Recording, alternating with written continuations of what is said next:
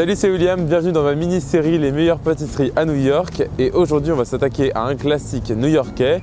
Il s'agit des Black and White Cookies. Ce sont des cookies que vous pouvez retrouver partout, dans les supermarchés, dans les bakeries. Ce sont des cookies tout bêtes mais qui sont très connus ici. On m'a demandé plusieurs fois la recette. Et donc je me suis dit que c'est le moment de vous la partager. Surtout que c'est super simple à faire, au niveau du matériel mais aussi au niveau des ingrédients.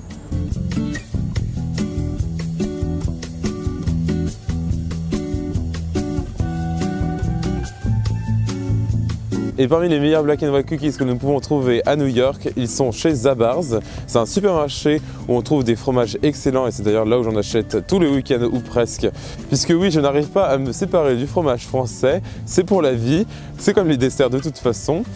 Et ils font aussi des magnifiques pâtisseries autres que les cookies et plein de choses géniales dans ce supermarché qui est très connu dans l'Upper West Side.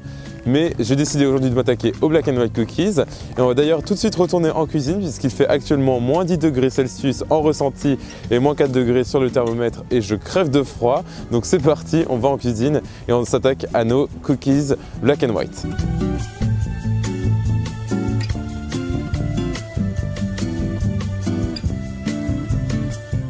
Alors je suis bien de retour en cuisine et il est temps de passer à la recette. Nous allons faire une recette de cookies franchement très basique, mais la texture est vraiment caractéristique des Black and White Cookies.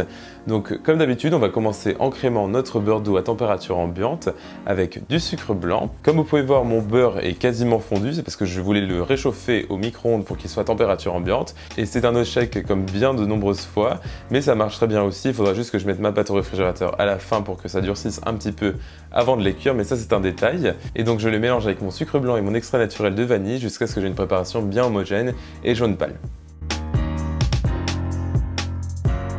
Parfait, maintenant on peut ajouter un gros œuf et mélanger à nouveau.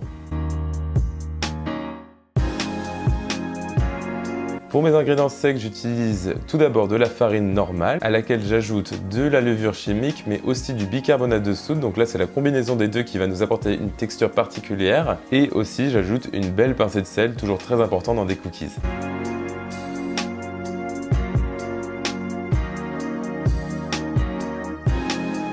J'ajoute la moitié de mes ingrédients secs et je mélange à nouveau. Maintenant, il est temps d'ajouter un ingrédient très bizarre pour une recette de cookies, mais je vais ajouter de la sour cream, donc on trouve aux États-Unis. C'est une sorte de crème fraîche qui a un goût un petit peu de faisselle. Je vous conseille ici dans cette vidéo d'utiliser de la faisselle assez grasse ou alors de la crème fraîche, ça marchera très bien aussi. C'est ce qui apporte un goût notamment particulier mais aussi une texture particulière dans cette recette qui est vraiment caractéristique des Black and White Cookies et c'est délicieux. Et je mélange ça à nouveau. J'ajoute le restant de ma farine et c'est parfait, notre pâte est presque prête.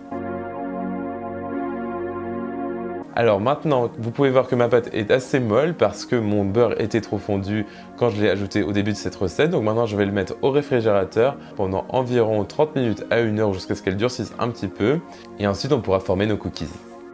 Ma pâte a bien durci, il est temps de passer à l'action. Je vais former des petites boules de pâte avec ma pâte à cookies. Et vous pouvez voir que c'est très facile à travailler. Je vais ensuite les répartir sur ma plaque de four recouverte de papier sulfurisé. Et pensez bien à laisser de la place entre vos cookies car ils vont beaucoup s'étaler à la cuisson. Voilà, c'est parfait. Maintenant, on peut cuire nos cookies dans notre four préchauffé à 180 degrés Celsius pendant environ 10 à 15 minutes jusqu'à ce que les bords commencent à être bien dorés, mais pas trop non plus. Il faut des cookies qui soient bien moelleux et qui restent encore assez pâles sur le dessus. Et ensuite, vous allez les laisser reposer intégralement à température ambiante avant de les décorer. Alors il est temps de passer à la décoration caractéristique de ces Black and White Cookies. Et en fait, il s'agit tout simplement d'un glaçage au sucre blanc, donc normal, nature, avec un glaçage au sucre et au chocolat foncé, donc marron ou noir, ce qui nous donne des Black and White Cookies. Et donc je vais tout de suite commencer par mélanger mon sucre glace avec un petit peu d'eau et ça fera notre glaçage blanc. Et j'ajouterai un petit peu de cacao dans celui au chocolat et le glaçage noir.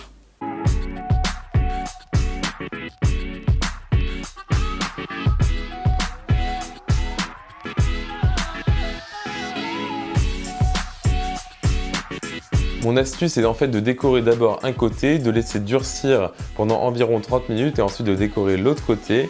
Et j'ai commencé par le côté blanc car une fois que j'ai fini avec mon glaçage blanc, il me suffit juste d'ajouter du cacao en poudre dedans et comme ça je ne gâche pas de glaçage.